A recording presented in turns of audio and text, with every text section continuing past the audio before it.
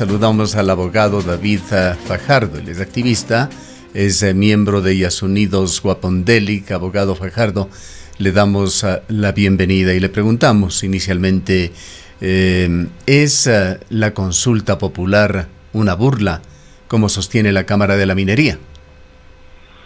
Muchísimas gracias, Gustavo, por el espacio. Un saludo a todas y a todos quienes nos escuchan.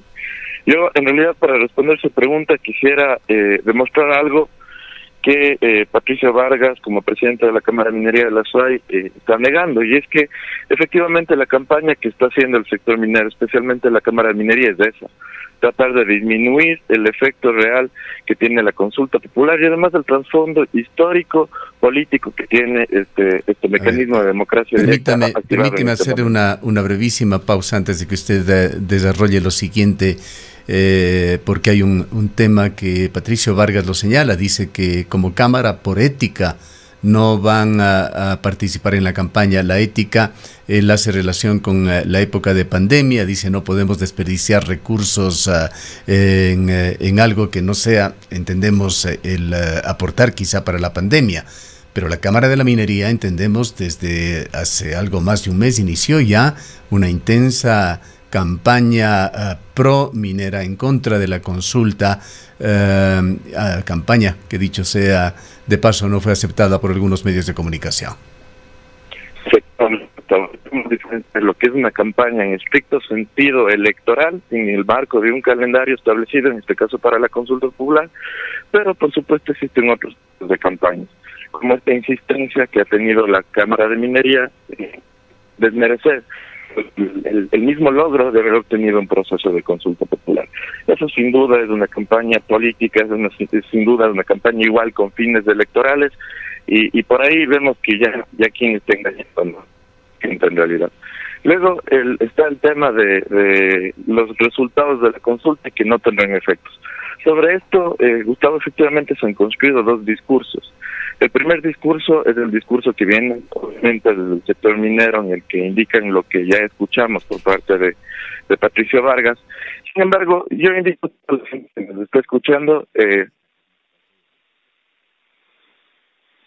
Perdón, Gustavo. Le estamos escuchando, adelante. Listo, Gustavo, perdón, pensé que me estaba preguntando algo. Entonces, yo invito a todas las personas que nos estén escuchando en este momento a ponernos en ese caso. El caso en el que nos encontramos en el discurso del sector minero, en el que los efectos de la consulta popular no afectarán a los proyectos ya existentes, de ninguno. Y según la misma Corte Constitucional, en el dictamen 6-20-CP/20, la Corte dice que tendrá efectos hacia el futuro. La Corte además lo analiza y dice que debe entenderse la actividad minera como un proceso solo. Y por lo tanto, no podrán otorgarse más concesiones mineras desde el 7 de febrero, el día en el que vamos a ganar, por supuesto, la consulta popular. De todas formas, ese panorama es totalmente victorioso para la defensa del agua, y es un panorama totalmente deseable, porque deseamos efectivamente que las concesiones mineras paren en el cantón de Cuenca. Y para profundizar el dato, yo les invito a pensar también, cuando se aperturó el catastro minero en el año 2016, para Rafael Correa, se tenía pensado concesionar más del 40% del territorio del Cantón Cuenca. Y por supuesto que estos territorios concesionados iban a ser ecosistema páramo. A la actualidad, con el cierre del catastro minero, y por supuesto el catastro que todavía no es público y no tenemos conocimiento, la cantidad de concesiones se ha reducido a un poco más de la mitad del territorio que se tenía planificado concesionar en un principio. Entonces, con los resultados de la consulta popular, incluso en el mismo discurso del sector minero, estamos protegiendo de la actividad minera a más del 20%. ¿Y cómo van a decir que los resultados de la consulta popular no van a ser beneficiosos en ese sentido? Ahora, lo que tenemos que hacer en este momento es entender claramente, primero, que la consulta popular es un mecanismo que activamos para la garantía y la defensa de derechos fundamentales, derechos de la naturaleza y también los derechos humanos, como el derecho al medio ambiente sano y el derecho al agua. Por lo tanto, el mismo carácter progresivo que tienen los derechos humanos en nuestra Constitución y en un marco internacional también, nos invitan a entender claramente que los efectos de la consulta popular se aplican la prohibición de explotación.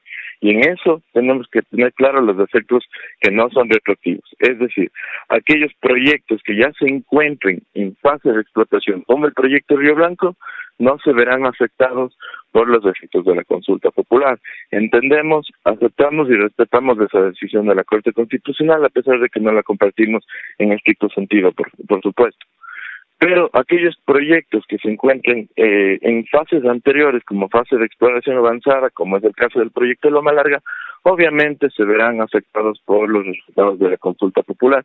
Pues la pregunta es explícita en eso. Hacemos referencia a la prohibición de explotación. Y sobre eso no debemos perder ni Gustavo.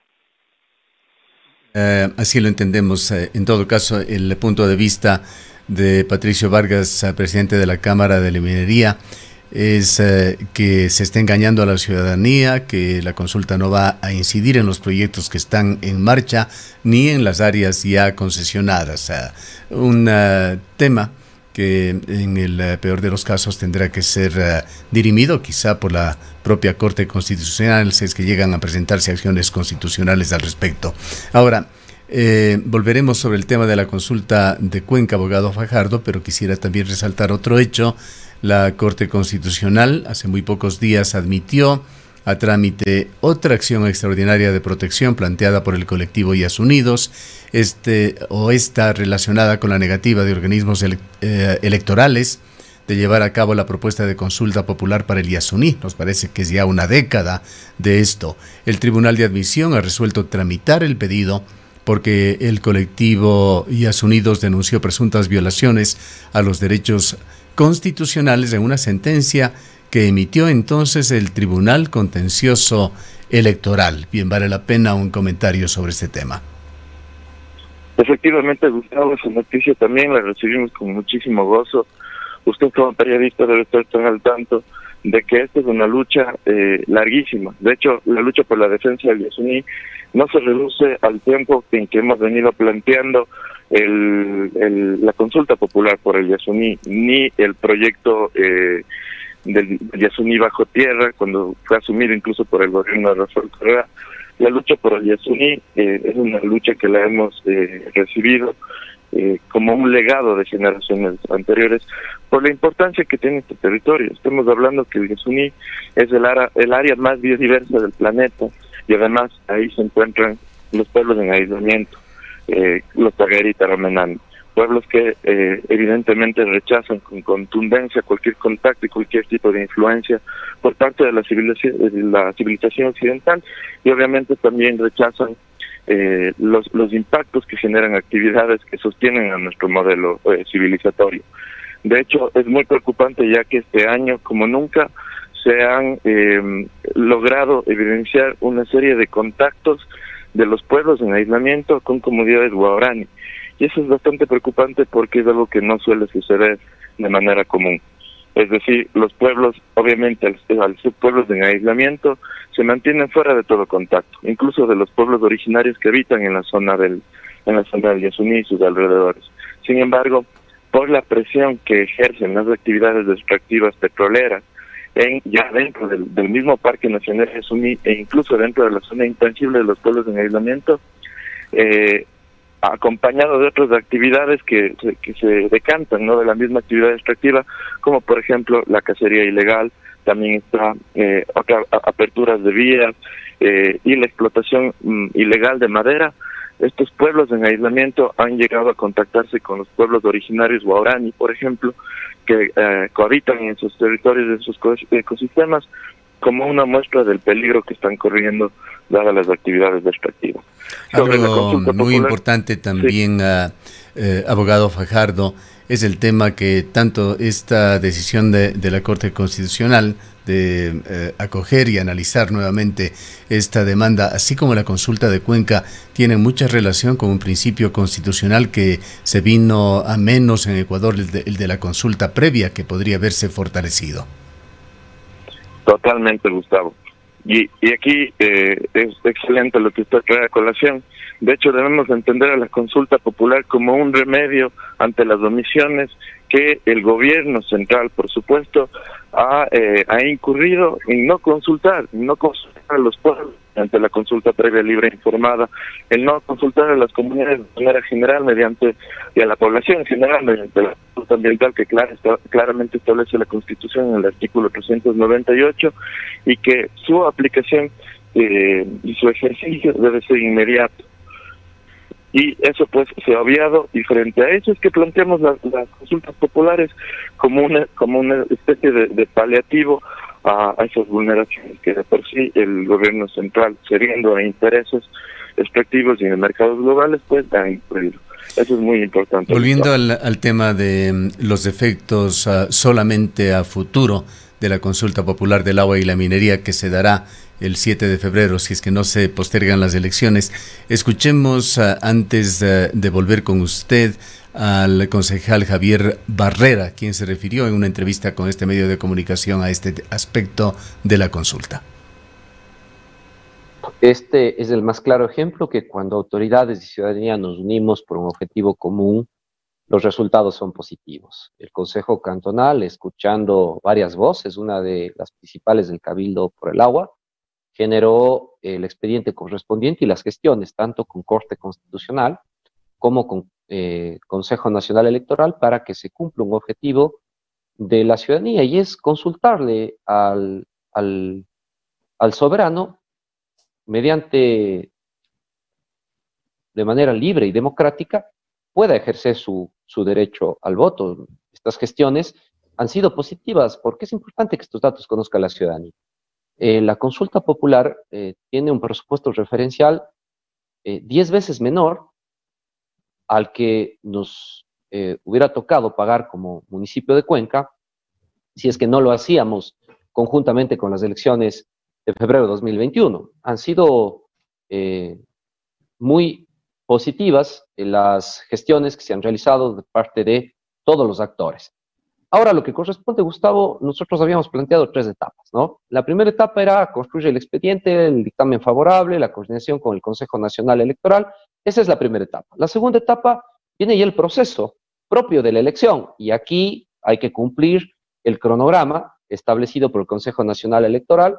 Tienen las mismas condiciones de igualdad, quienes apoyen la tesis del sí, la tesis del no, podrán registrarse, hay un presupuesto. En nuestro caso no vamos a utilizar ningún presupuesto institucional, vamos a ciudadanizar esta campaña, vamos a generar reuniones con organizaciones sociales, con dirigentes barriales, con la ciudadanía, para que puedan conocer el alcance de la consulta popular. Ya será el cuencano, la cuencana, quienes elijan libre y democráticamente las urnas.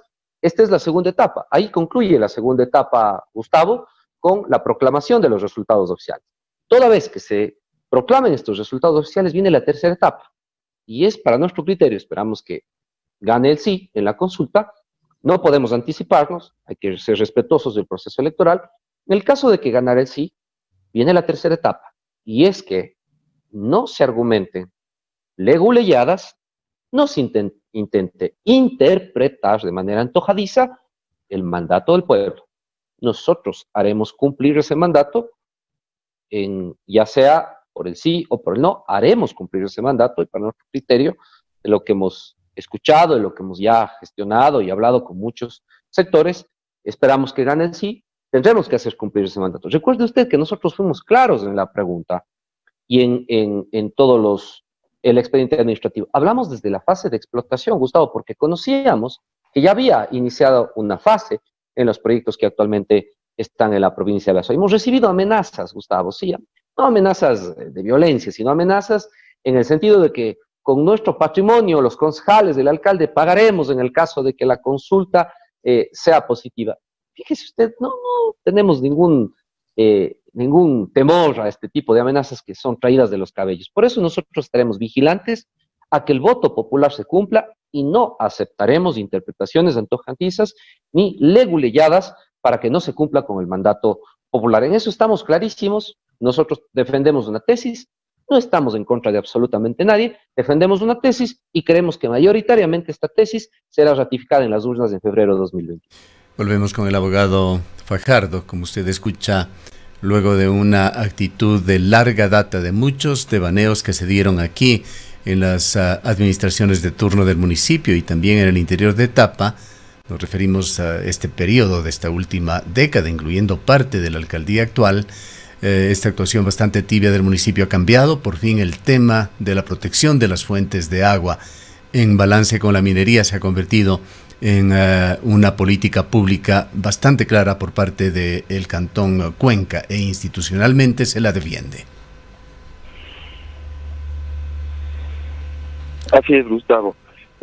Realmente es algo importante. Yo creo que marca un hito en cuanto a la administración pública del Cantón Cuenca, pues hemos pasado de simples posicionamientos públicos a veces en los que decían que sí, se va a defender el agua y que se va a realizar cualquier tipo de actividad que sea necesaria para esto, allá realmente ir a los hechos, ¿no? Y eso es algo que, aunque a nosotros nos parezca maravilloso, fantástico, es algo que si nosotros vemos con claridad la Constitución e incluso las leyes infraconstitucionales, se entiende que es lo normal que tiene que cualquier administración pública. Y pongo como ejemplo el artículo 14 de la Constitución en su inciso segundo. Dice con claridad que se declara de interés público la conservación del ambiente, la preservación de los ecosistemas y, en fin, la defensa de la naturaleza. Entonces vemos que antes que garantizar actividades destructivas que tienen impactos completamente nocivos sobre los ecosistemas, completamente disruptivos porque rompe sus funcionalidades, está esta urgencia y este mandato mismo de que se proteja la naturaleza. Debemos además fortalecer este proceso de defensa siendo mediante la consulta popular.